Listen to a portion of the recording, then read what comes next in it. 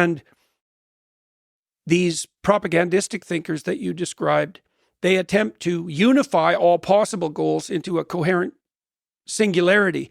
And there's advantages of that. There's the advantage of simplicity, for example, which is a major advantage.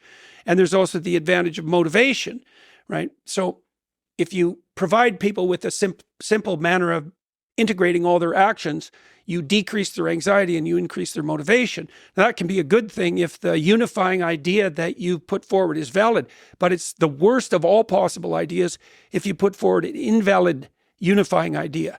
And then you might say, well, how do you distinguish between a valid unifying idea and an invalid unifying idea? Now, Nietzsche was very interested in that, and I don't think he got that exactly right.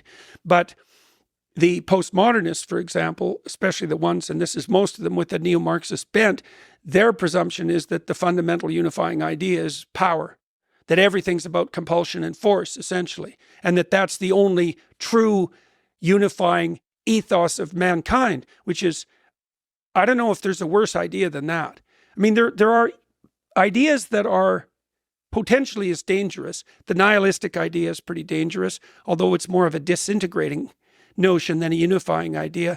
The hedonistic idea that you live for pleasure, for example, that's also very dangerous. But if you wanted to go for sheer pathology, the notion that, and this is Foucault in a nutshell, and Marx for that matter, that power rules everything, not only is that a terrible unifying idea, but it fully justifies your own use of power.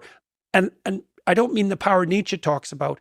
His will to power was more his insistence that a human being is an expression of will rather than a mechanism of self-protection and security. Like,